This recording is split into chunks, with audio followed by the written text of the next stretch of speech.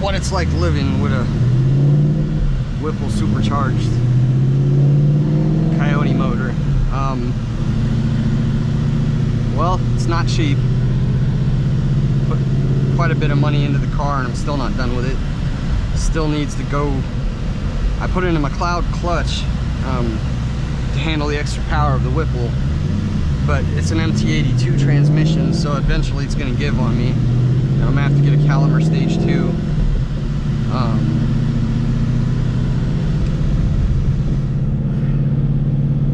But I'm not saying that to complain. I'm just saying if you're gonna Whipple your Mustang, it's always best to get the highest trim you can probably find. That way you can get the Tremec, because Ford prices out that way.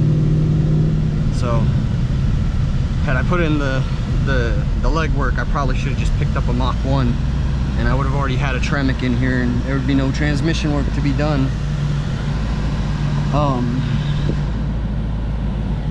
But apart from that, still needs the oil pump gears done. So you could say I'm living with a ticking time bomb, but it's a Gen 3 Coyote motor, and the oil pump gears tend to work a lot better. Well, they tend to be more durable, as long as you don't bounce things off the rev limiter or over rev the engine if you've taken the rev limiter to the moon. But yeah, those billet oil pump gears are still going to be a follow-up that I got to get done. It has a full bore exhaust, and you'll hear that in a second. Roll the windows down and quit blathering on.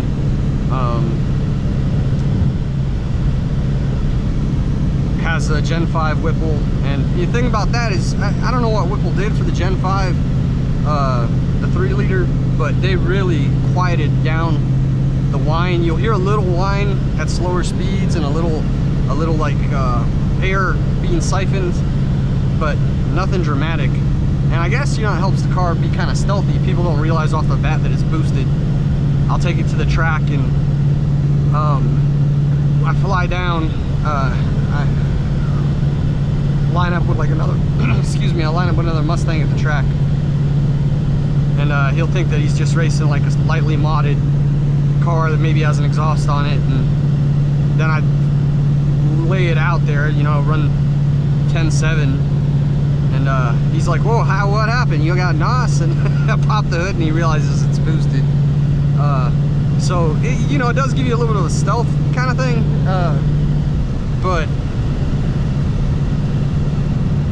you know, what is, you know, it's to each their own, because some people are really going to want that whine sound that other brands of supercharger and other methods of using superchargers make.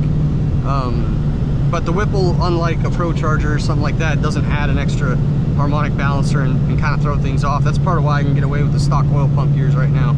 I'm not stressing the crank sprocket with an extra harmonic balancer. The Whipple runs in line with everything.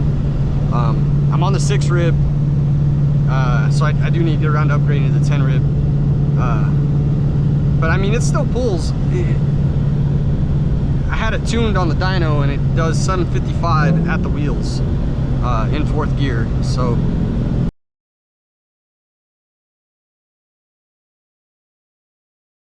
you know, there are cars out there way faster than this, but for what it is, I don't need more than that, because I'm not trying to turn this into some crazy drag car. I'm trying to, I take the car to Circuit of the Americas, and I'm trying to just get it to be real quick at Circuit of the Americas, and anything more than 700-800 at the wheel, I think is going to be a huge danger when I hit some of those tight corners.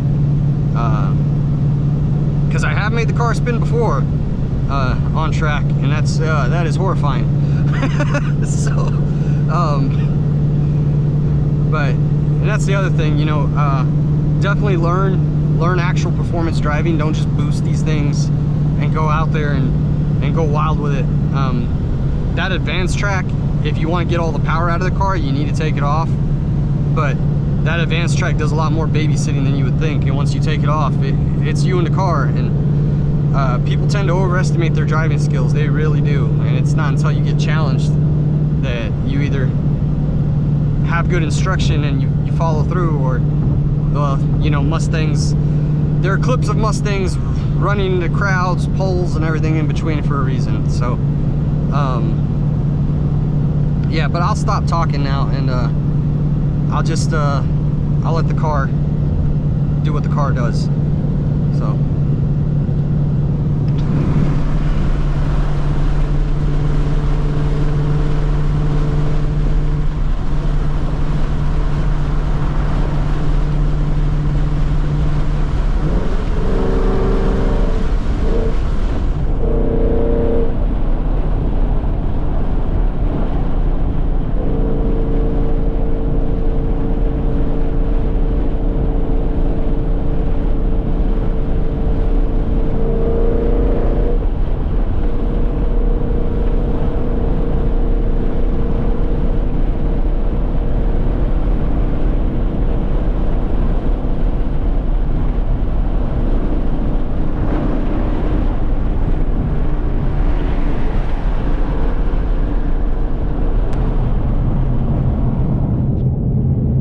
Getting off the highway so I can rev on it a little and you know, just legally get up to speed. I'm making some Mexico trips. That's the benefit of being in Texas. Mexico is just a stone's throw away, and I'll try to document all my track trips, whether that's a drag strip or